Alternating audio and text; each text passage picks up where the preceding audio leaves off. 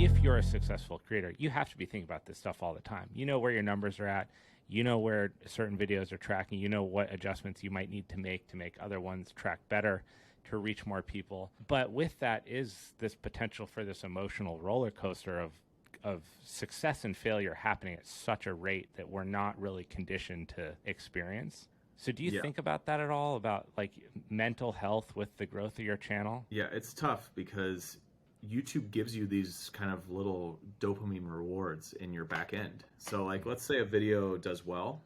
Let's say it's performed the best video of the last 10. You get this little box in the back that tells you, like, stats about the newest video as soon as you log into your analytics. And if it's a 1 out of 10, meaning it's the best of the last 10 videos, fireworks start going off.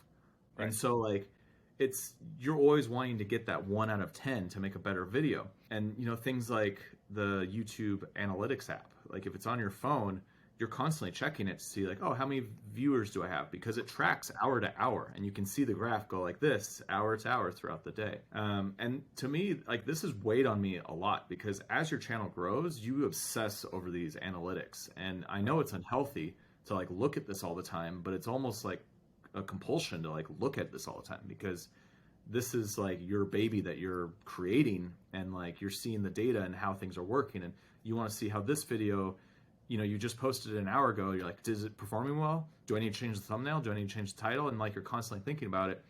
And I definitely got in that rat race of like over analyzing and watching all of my data too much, too often, always checking my phone. Like my screen time was way up, and I eventually got to the point where I'm like, I deleted everything off my phone. So I don't keep analytics or anything on my phone anymore. I never look at how a video is performing. Like, I don't want it on me because then I'll look at it.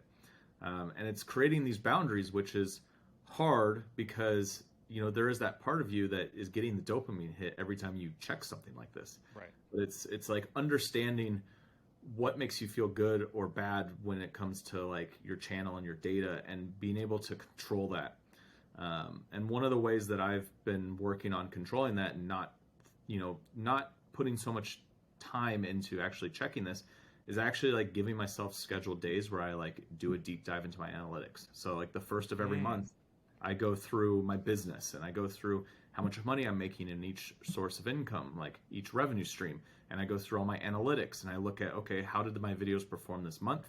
How did videos perform over 30 days? Because the 30 days is much more data than just the first few hours that you're uploading. Like, I put out a video, this weekend, and like, honestly, it's gonna have data of the first few days, and you can look at the data and maybe change your thumbnail if you're not getting a good click-through rate. But other than that, like, once the video's going, you gotta let it go, because Right. 30 days is going to be much more telling than like a day of data. And so that's kind of like ways that I fight it, but it's just a part of human nature. Like, we have this, it's like this gamified experience. Like, I put these videos in, and how does it affect like the actual channel performance? Is it going up, going down? Did I get a 1 out of 10? I got a 5 out of 10. Okay, so what could I have done better? So like, you start getting up in your head too much.